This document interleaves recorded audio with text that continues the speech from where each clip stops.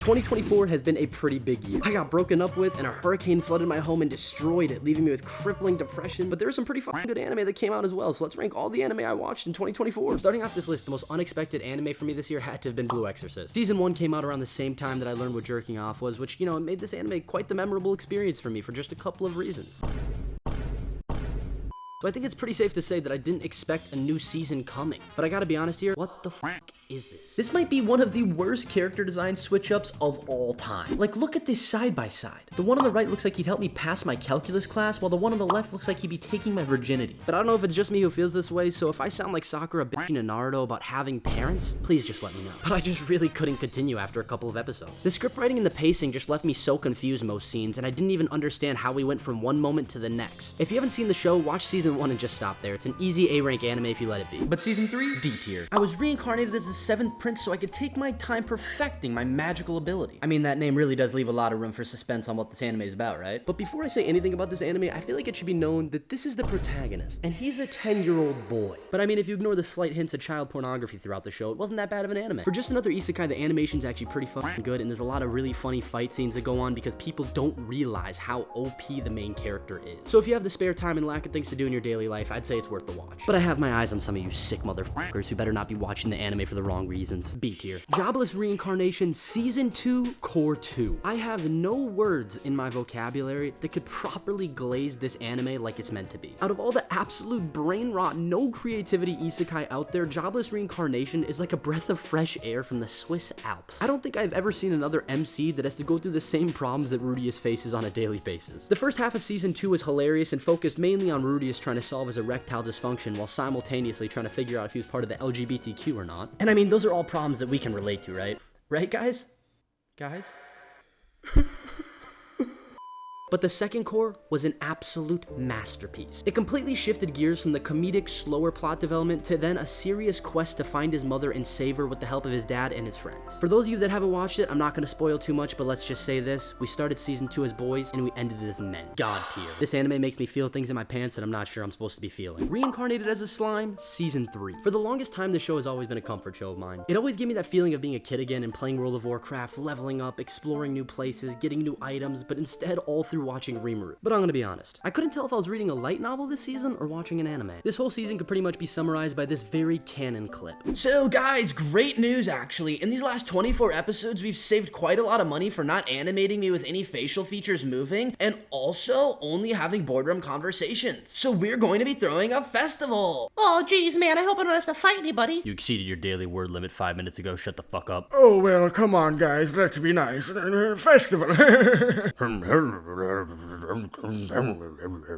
I'm confused. Does anyone know what the fuck he's been saying this whole time? Like I said, that was a very canon clip, and if you go back to the show, you'll definitely find that moment. But I've seen a lot of people on Reddit try and say that this season enhanced the story's world building, or even that this season makes the show more realistic in showing what it's actually like to expand and grow a country. But I will say this, you do not need 24 episodes of boardroom conversations to show what it's really like building a country and make it realistic. Final thoughts, season 1 and 2, fucking amazing. Season 3, D tier. Solo leveling, season 1. Gun to your head right now, name 5 solo leveling characters.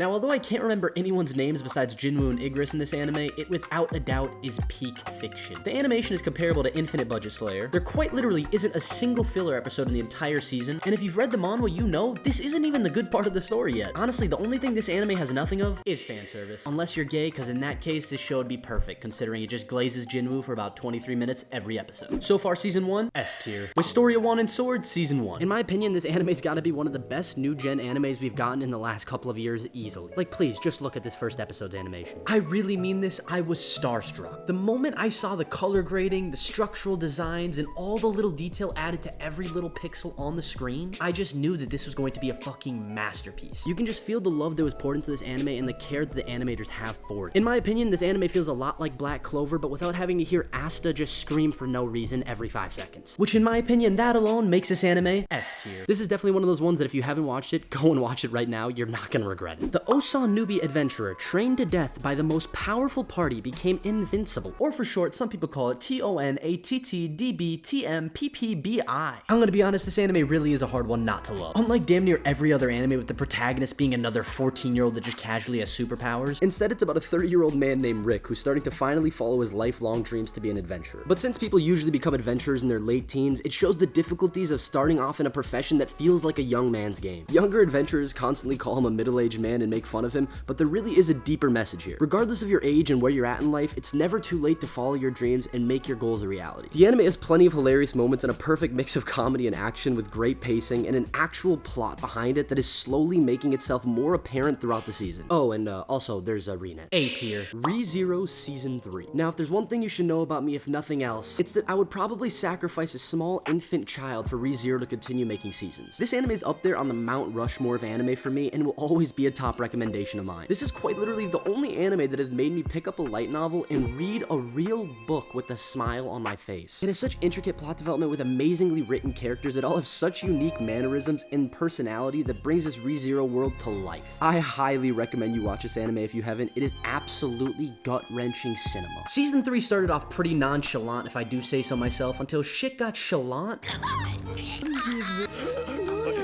real fucking quick. This first core was a flawless start for Season 3, and trust me when I say this, Core 2 is where shit really goes down. All I'm gonna say is this season is gonna be bringing to life one of the most epic anime fights ever written. If you haven't watched Season 3, it is definitely a must-watch, and if you haven't watched ReZero in general, you probably have AIDS. God tier. Tower of God Season 2. I have been patiently waiting for a new season of Tower of God since Season 1 dropped in 2020. And my oh my, has this been a letdown for me. I really do want to love this season, trust me, there is nobody who wants to see Bam climb the tower more and beat the shit out of that bitch Rachel more than me. But this season really just isn't what it could be. After the first couple episodes, the animation seriously declined and the pacing felt sporadic and just didn't even feel like Season 1 at all. The love and effort they put into Season 1 was just literally oozing out of the show, and the whole color grading mixed with the music and pacing were all great. But Season 2 really just does pale in comparison. I'd recommend anyone who hasn't watched the show or only watched Season 1 simply just pick up where Season 1 left off reading the manhwa. The manhwa is absolute fucking cinema with over 600 chapters you can binge watch.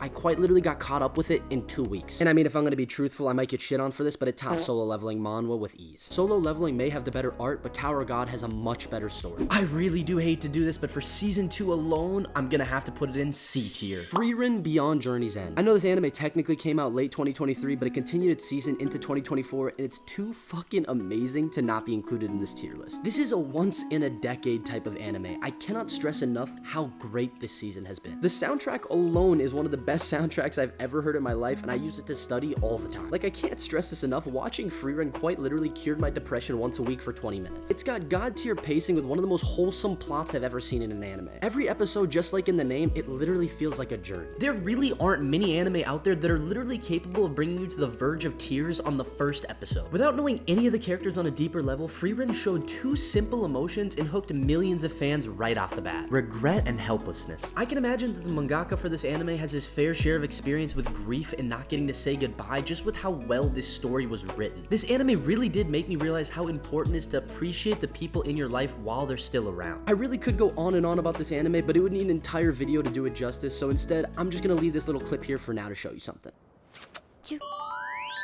I just came in my pants. God tier. DanDaDan Season 1. 2024 really did bring so many amazing new gen animes, with DanDaDan being among the highest on that list. In all of my 18 years of consciously watching anime, I have never watched one with the plot of it literally being finding your stolen testicles. Every episode is jam-packed with so much thrill and mystery, and because the plot is just so unusual, you're always left guessing what the fuck is gonna happen next. Oh, and also, if you're into buying clothes, this anime quite literally has some of the sickest merch I have ever seen for an anime. The only thing I'd warn you on is make sure your door's locked when you're watching this anime so someone doesn't walk in your room during this scene.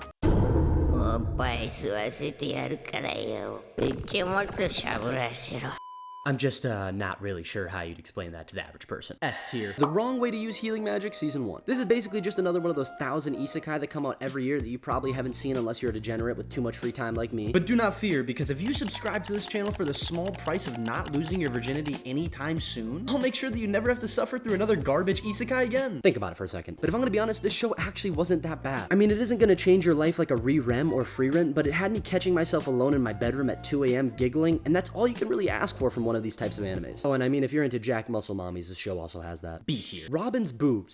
Sorry, I mean One Piece Egghead Arc, Core 1. Eeny, meeny, miny, God tier. Mashle, Magic and Muscles, Season 2. I'm gonna be honest, I really don't have anything I can say bad about this anime. It's basically if you made Black Clover and One Punch Man have sex, 9 months later you'd have Mashle. The mangaka for this anime might as well be a stand-up comedian for how he writes all of Mash's fight scenes and his fighting style. If Season 1 was described as just comedy and attention-grabbing fight scenes, then Season 2 could be described as adding a layer of depth to the show that I was never expecting it to have. We learned a lot more about Mash's origin and the source of his power, and that he's not just basically a big ball of MC hacks and plot armor. If you haven't watched the anime, I highly recommend you do so. Trust me, you will be smiling and giggling the whole time. A tier. Infinite Budget Slayer Hashira Training Arc. I've seen a lot of dog shit opinions out there on the season, and even IGN ended up giving it a 3 out of 10. But like I mentioned earlier, don't worry, if you simply just hit that subscribe button, you'll never have to worry about seeing another dog shit, uneducated review again. It is common knowledge that in every shonen anime in existence, there has to be a training arc. I mean, it's literally against shonen law to not have one. And instead of just having a time skip like most shonen, Demon Slayer turned it into a season where we get to know each of the Hashira and understand their origins, so we empathize and care for them going into the Infinity Castle arc. Because I mean, if you're a manga reader, you know this final season they are all heavily involved in. And to top it all off, we even got a CGI Michael Jackson doing the coldest anime entrance of all time. Fuck all the haters. S tier. As a reincarnated aristocrat, I'll use my appraisal skill to rise in the world. Something tells me you can assume what this anime is about from the title, so I'm just not gonna go into detail on that. But for me, this is another one of those isekai that came out this year that actually wasn't that bad. The concept is pretty cool and different from other isekai I've seen where the MC is just always given the most broken ability and hacks. Instead, the protagonist Ars just has the simple power to see someone's attributes and their latent potential. I mean, that is probably the most practically convenient skill to ever have as the lord of a domain. But also not world busting enough to the point where he's just unbeatable, so it still keeps that sense of realism and danger throughout the show. I'd say the anime is worth the watch, but it's not anything life-changing. B tier. My Hero Season 7. For all of you My Hero haters out there, put a tampon in your ear for just a second, please. This season was the final build-up before the finale, bringing this story to its conclusion, and it was by no means bad. This season had a few very important themes to it that really did make it special. Sacrifice, heroism, and lesbians. I think this season did a really great job at showcasing all the growth of the students at UA so far. I mean, if you just take a look at the battlefield, you're gonna see more students than you will pro heroes. And by the way, these are all 15 to 16-year-olds, so we're just fucked. Give up now. To be honest, I still don't really understand what all the hate on this anime is about, but you know, haters are always gonna hate. Season 7, A tier. Now last but certainly not least, we have Kaiju number 8. I feel like this anime seems so big for all of us DGen anime watchers out there, but I don't think it reached that wider audience that it should have. I mean, when this anime was releasing their weekly episodes, I would quite literally go to illegal sites, in GTA of course, just to watch each episode an hour sooner than its release date. And I mean, I usually only use Safari for one thing, but this anime had me using it for another. It is the perfect ratio of comedy to action scenes that all just make you wet your pants. If you're begging a friend to start watching anime, I feel like this is the perfect anime to start off. And I mean, no spoilers, but from what I've seen in the manga, Season 2 is gonna be so much better than Season 1. Kaiju number 8, Season 1, S tier. Now I bet you thought that was all the anime I watched in 2024. No.